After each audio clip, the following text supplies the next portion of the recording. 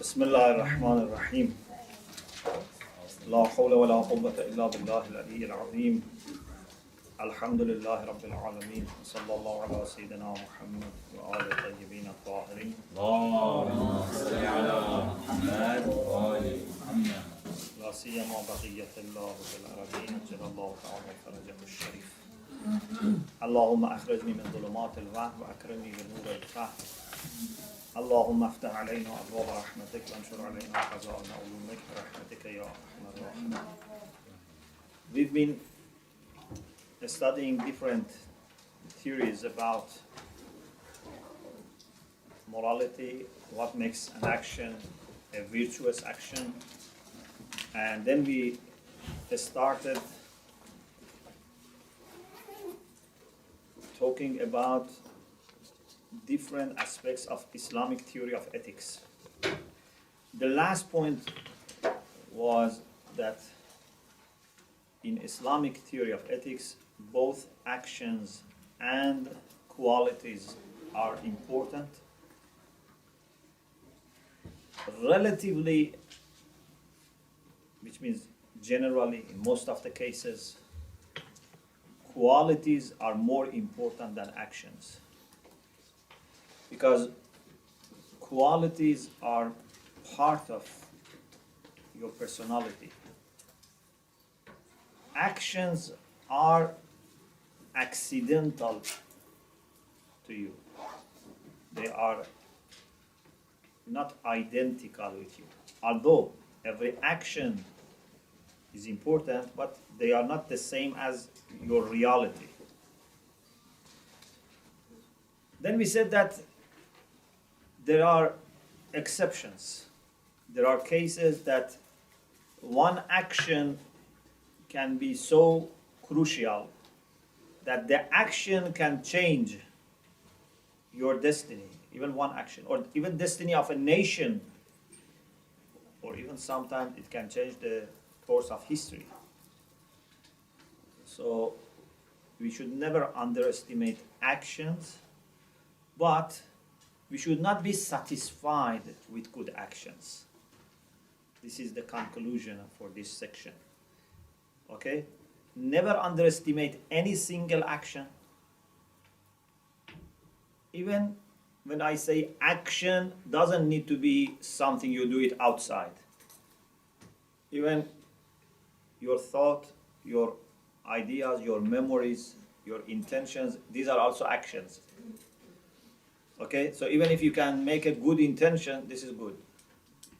Even if you can make a, I don't know, good idea in your mind, develop an idea in your mind, it's good. Contemplation is good. Or physical action. So never underestimate any action.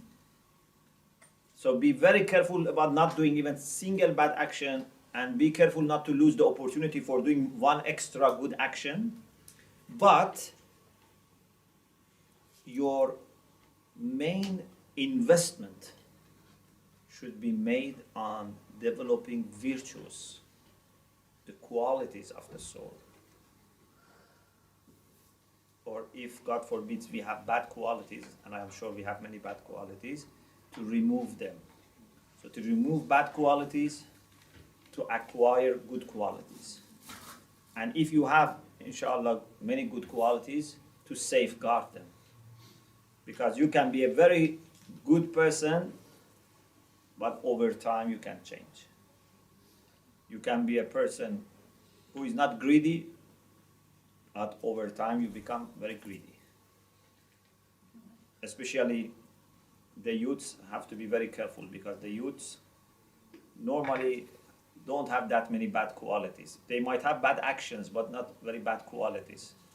But if they grow up and ignore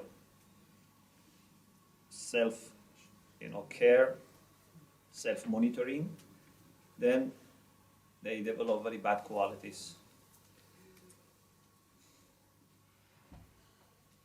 So the main investment, the main concentration should be on qualities, good qualities and bad qualities. I have here a quotation from Allama Sha'rani. We have already quoted him before. in his commentary on Usul al-Kafi, volume 8, page 292, he makes this point. The part before this was mentioned before. He says, إنما يبقى الملكات الحسنة مع النفوس بعد الموت إذا كانت راسخة. And the significance of qualities, he says, those qualities which are established, malaka, they have become part of you. They remain after death. It means they survive death. If they are rasikh, means they are well rooted, they are well established in you. So if you are generous, but this generosity is not well rooted and well established, when you die, it doesn't come with you. So you cannot benefit from it in the hereafter. If you are resurrected as a generous person, it will help. But if your generosity says goodbye to you at the time of death, then you cannot benefit from it. إنما يبقى الملكات الحسنة مع النفوس بعد الموت إذا كانت راسخة. If they are established. فمن عمل حسنا أو يظهر فضيلة من الفضائل وقتا وأعرض عنها في سائر أوقاته. If someone does a good action or exhibits a virtue وقتا, in some time, وأعرض عنها في سائر أوقاته, but in other times he doesn't have that virtue, لم ينفعه شيء. It's not going to benefit him. This doesn't mean that your good actions are not counted. It means that they are not beneficial in safeguarding you from punishment on the day of judgment. Because maybe sometime, we should discuss this point, that there are qualities that if someone has, he would not be punished. Some qualities are stopping fire touching someone's soul. But we will talk about it maybe sometime. Anyway, so we should try to invest more, focus more on qualities. Another point is, now that for us both actions and both qualities are important, unlike some theories, because some theories give priority only to the qualities and some only to actions. For us, both are important. Now, how can we define Islamically whether a quality is a good quality or bad quality, whether it's virtuous or vicious? What is the criteria? And also about action. What makes an action good? What makes an action bad? Okay? This is a very fundamental question. For qualities, we can follow different ways, different avenues. Most of the people, most of the scholars, when they want to define whether a quality is good or not, they try to justify their position by referring to the results. For example, if someone asks you, is generosity good or bad? I am sure 60, maybe even 70, 80%, or maybe even more people would say generosity is good, because if you are generous, then in society we will have no poverty, this. So you see, this is only based on the results outside. Most of the people, if they want to argue, is greediness good or bad? You say, no, greediness is bad. Why? Because of greediness we have war, we have occupation, we have fight, we have conflict, this and that. So again, the justification is through results outside. In other words, if you want to be more precise, it means that they explain whether a quality is virtue or not by referring to the results of the actions which are related to those qualities. Which means if that quality is acted upon, would have these results. You understand? Yes. This is the way most of the people argue. If generosity is acted upon, those actions would bear these, fruits. If greediness is acted upon, if hasad, jealous, is acted upon, would have these bad results. Okay, this is one approach, which is the common approach, and it's good. But this is not the only approach, and this is not perhaps explaining everything. We believe that generosity is good even if it is not acted upon. Yeah? Imagine you are a generous person, but you are at the same time poor. Is it possible or not? Yes. You can be a generous person, but you don't have any money. Yes. Or you have money, but there is no one to whom you can show your generosity. Everyone is richer than you. Okay? Sometimes you may have a quality, but there is no opportunity to show that quality.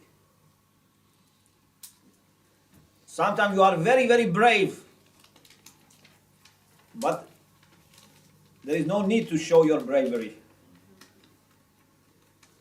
And it's very difficult, if you have a good quality, you want to show. If someone is very, for example, very brave and very, strong, sometimes he looks for fights. Because that is where he can show that he is, brave and strong. It's very difficult for the...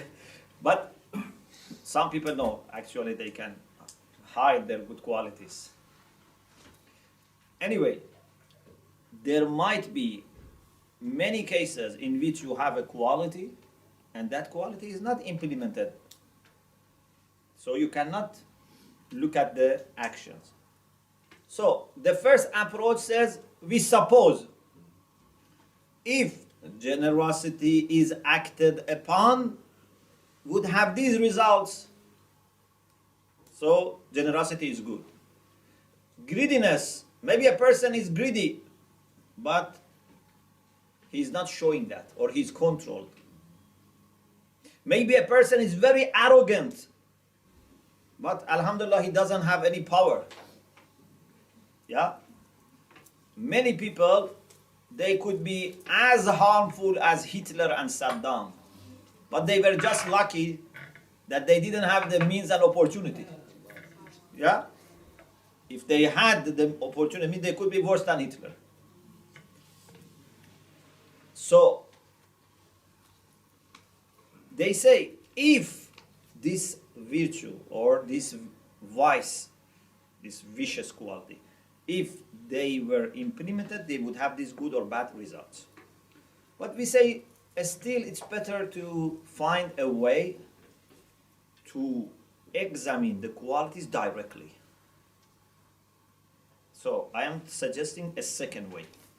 Of course, this is mentioned also maybe by some other people, but this is not very common. We say that it's better to consider human soul and see what would make that soul a better soul. Or in other words, what make that soul more human. Then that is a virtue. And what makes us not developed in our humanity or takes us away from our humanity, then that is a bad quality, even if it is not acted upon. Okay? You remember once we had this discussion about what is the meaning of human, what makes something human. We talked about the last differentia and, those things which are exclusive to humanity. We said those are the things which count. You remember? I gave you the example of apple tree, example of buying a book, and we said, although maybe they offer you something which is 90% the same, but for you that 10% which is exclusive, which is distinctive, is important. And we said, although human beings share a lot with animals, even with plants, and with non-living beings, but what makes a human being? A human being is not those 90% or whatever percent it is that we share. What makes us human is those things that we differ. Yeah? Is it clear?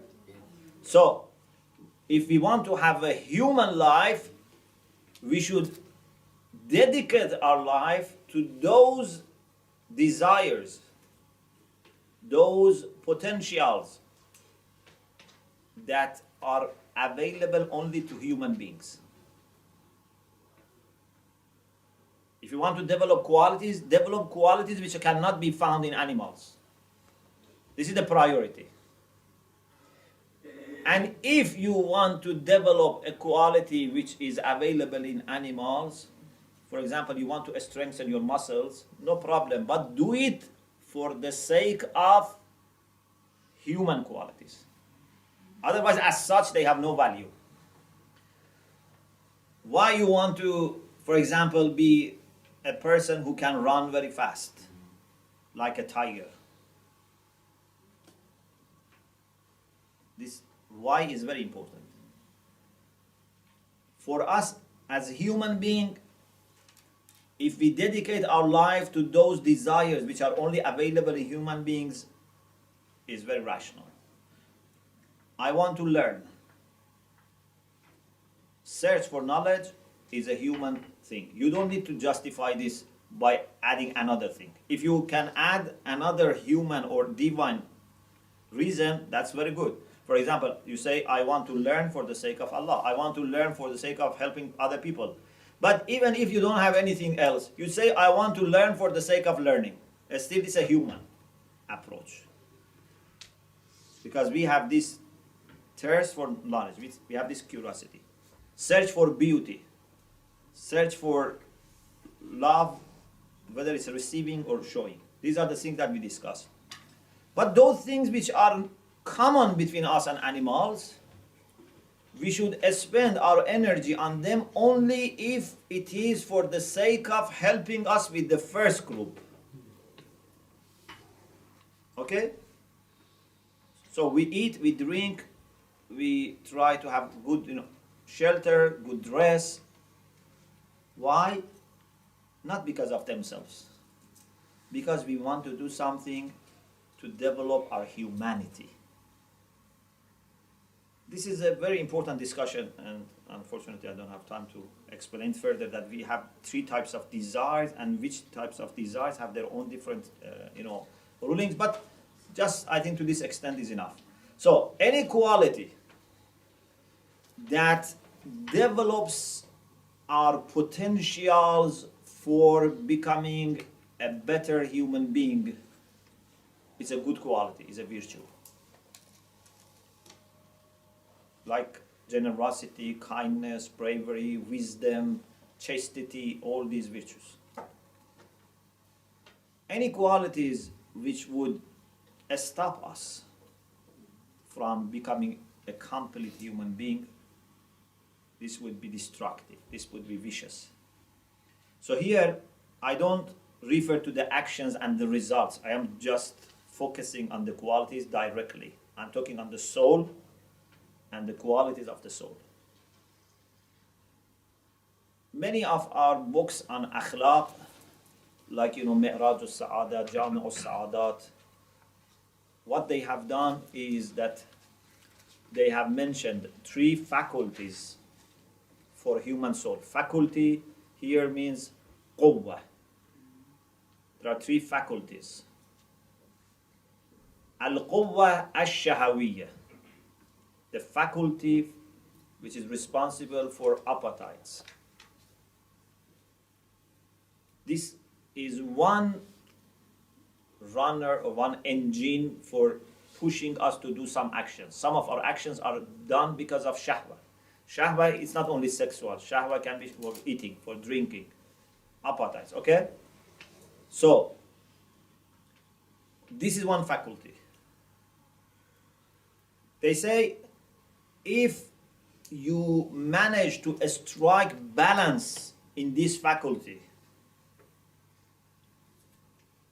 the balance is al-iffa, chastity. Not only for sexual desire, for everything. For anything that you want to do it for the sake of gaining a pleasure, physical pleasure, you should try to be afif, to have chastity. This is the balance. If you do it too much, okay, this is sharah.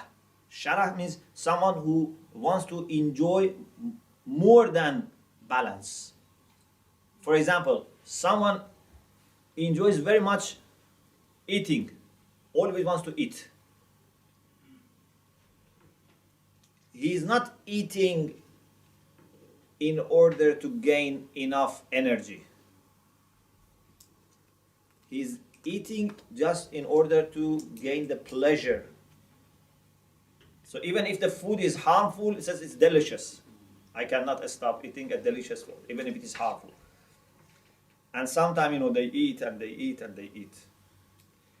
Or it can be in drinking, or it can be in, sleeping, or it can be in sexual relation. So if it is done too much, it's a problem.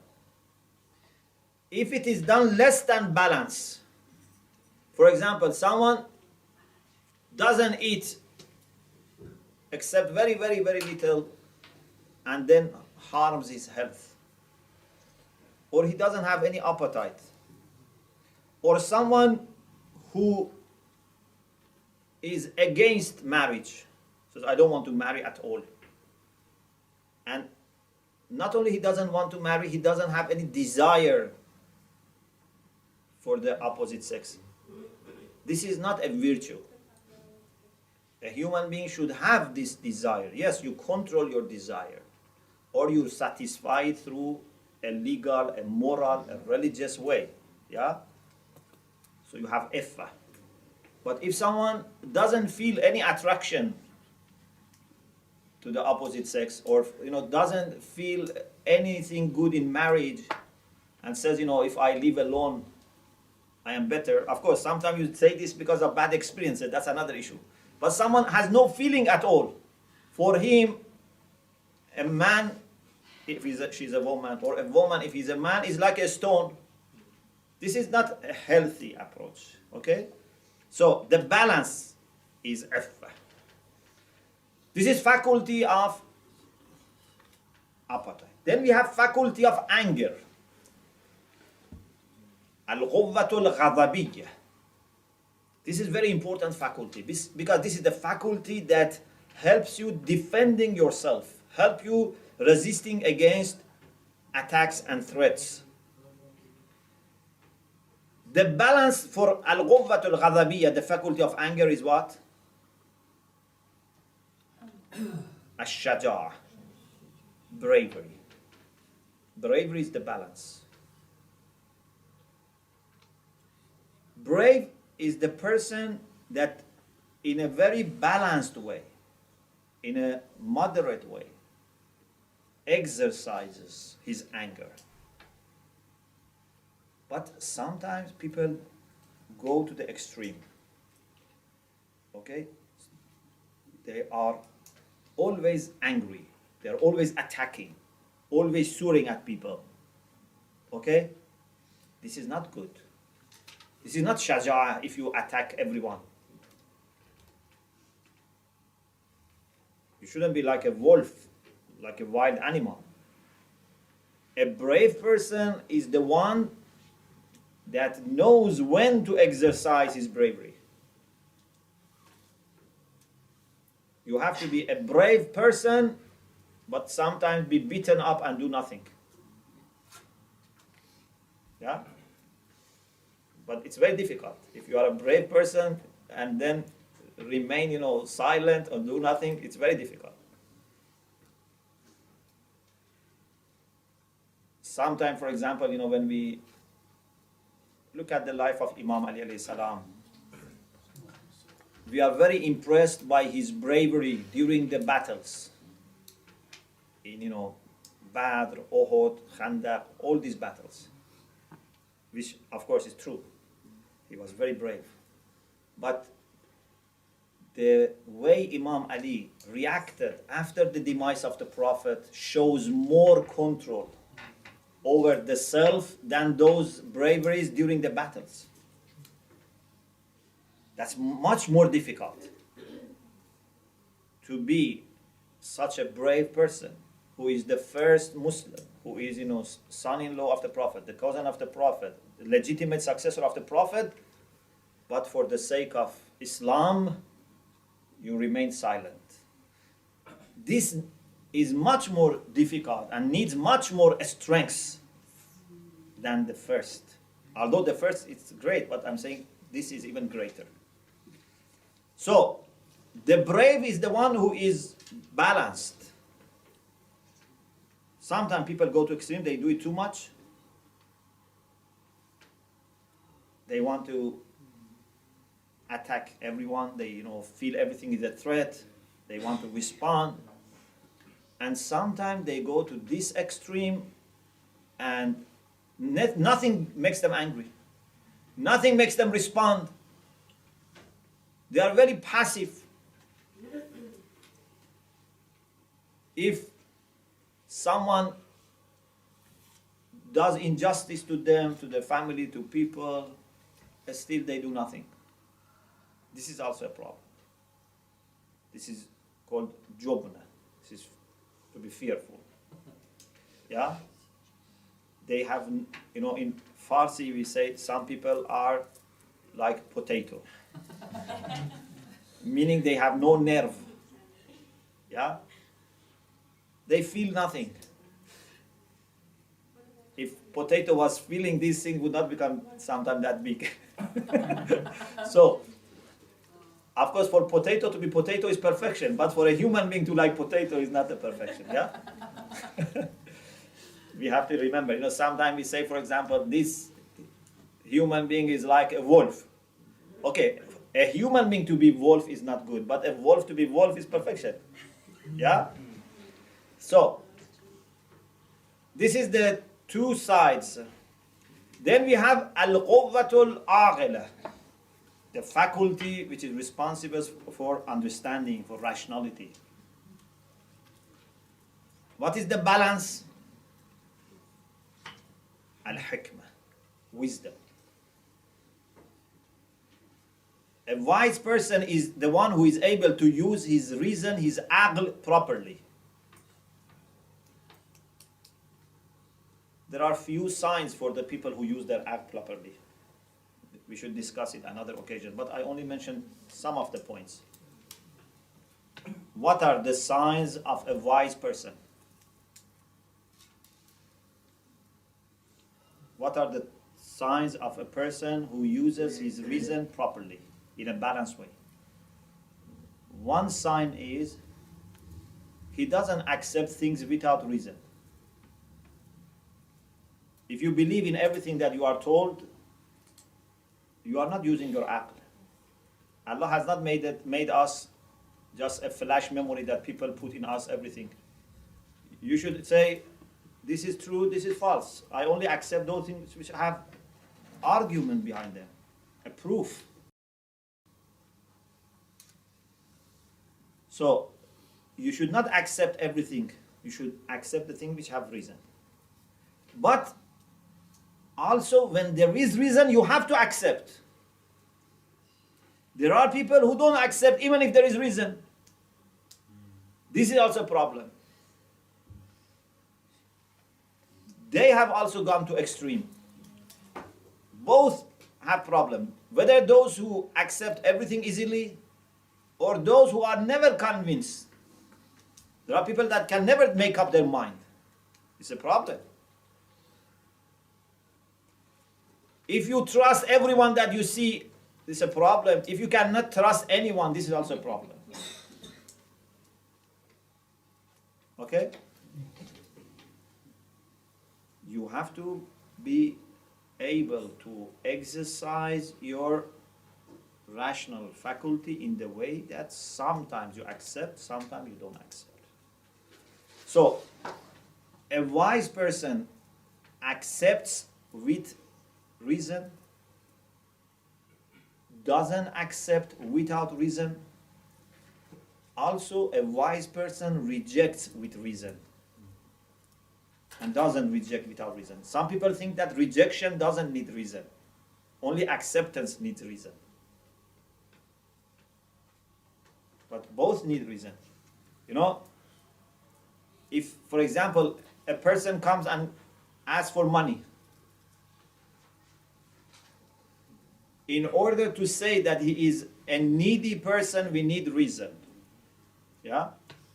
I cannot, for example, recommend that person to you unless I have a reason. So, to verify his claim, I need reason. But also to reject his claim, I need a reason. I cannot tell you, don't give him money. There are many people like him. It means that I am rejecting him. I cannot recommend him, but I cannot also reject him. It's very, delicate issue. Many times we reject without having good reason. Someone, comes and I don't like his face. I say he's not a good person. We have to be very careful. For example, when we interview people. Okay? I remember, once we were interviewing someone for our institute in Qom. And most of the people were not happy with him. And I was feeling that, no, he is a good person. But he is better than what he shows. And alhamdulillah, we admitted him and he became very, very, very good, person. But if we were just following the appearance, then we could have said no. We have to be very careful. Of course, we cannot accept people without reason, but also we cannot reject people. It's very difficult to be a judge. Even interviewing is very difficult. Very, very difficult. So, a wise person accepts with reason, doesn't accept without reason, rejects with reason, doesn't reject without reason. A wise person doesn't go just by majority. If 90% of people say something, you should not accept it just because 90% say this. Even if 99% say something, you shouldn't accept just because 99% say something. Yeah? I am not against democracy, but democracy is not a way to find out what is truth. Yeah? Democracy is a practical solution when we are stuck in a situation and we don't know what is the truth. And we don't have any legitimate, person to tell us what to do. We don't have a legitimate, guide or leader. Okay? So we are few people like each other. Then it's better to go by majority than fighting. Okay? So democracy is good when we don't have any way to establish what is true or what is right. Sometimes we don't establish what is true, but we can establish what is right. Do you know the difference? For example, if we have a good leader and we listen to our leader, it doesn't mean that whatever he says is true. Maybe he makes mistake, but for us it is right to follow him. Okay? Sometimes it's right to follow something even if you are not sure whether it is true or not, because that is the best decision. So, in the absence of a way to establish what is true or what is right, then we go by majority. Okay? But in your mind, you should not be convinced just because majority say this. You say, okay, I have my opinion, I am not convinced, but I come by majority. But if you think and believe in the way that majority thinks and believes, it means that you have given up your own rationality. Okay, so it's very important. On the other hand, you cannot be going by minority. Unfortunately, there are people that love to be always in minority. There are people who love to be odd. Whenever people say something, they listen. When everyone says, what he believes or thinks, then they want to say something different. A wise person doesn't want to be different. Do you understand? Both is problem. I don't want to think like majority. I want to have my own independence. But at the same time, I don't want to disagree. You understand? You have to be very careful. I want us to follow the truth. If majority says something which is right, I accept. If they say something that I am not convinced, okay, I don't fight with them. I say, I'm not convinced. I wish I was thinking like you. I don't have any problem to be like you. I don't want to be different, but this is the way I think. So this is also very important. I don't know if you have seen people like this, that they want to be always different. Yeah? Another also sign of a wise person is that they are not against old things just because they are old. There are people that they think only new things are better. They are biased against the things which have history, against the things which have a tradition behind them. Unfortunately, this is in the mind of many people. Always they want something new. Let's go to a new, for example, a speaker. Let's go to a new majlis. Let's listen new things. This is not necessarily the sign of being a good thing, a better thing. One of the things that the prophets used to be told was, what you say is a repetition of what previous nations have said. In ḥadā illā asatirul awwalin. We want new things. All the prophets have said, there is one God. We want someone who says there is no God. We want something new. Yeah? Everyone has said, you cannot shake hands with a woman or a man who is na mahram. We want something new. Someone says it's okay. How much we should hear all things? We want something new. This is not rationality. This is not wisdom. Yeah? On the other hand, to be against new things, just because they are new, this is also not good. Yeah? If someone says something, you cannot say, this is new, so I don't like it. To be new by itself doesn't mean that it is bad. To be old also doesn't mean that it is bad. You have to be checking what is the rationale behind it, what is the argument behind it. Maybe sometimes there are new things which are good, sometimes there are old things which are good. A wise person is very careful not to be deceived by this type of superficial things. Many times, to be old means better.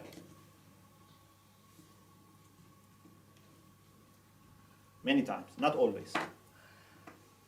For example, if there is a fatwa, okay, if there is a scholarly opinion, we are not against new fatwas, we are not against new scholarly opinion, but if there is a fatwa or a scholarly opinion which has history, which has been always said, which has been said for centuries, this adds to the value. It's not a proof, and this is why you are not against fatwa, new fatwa.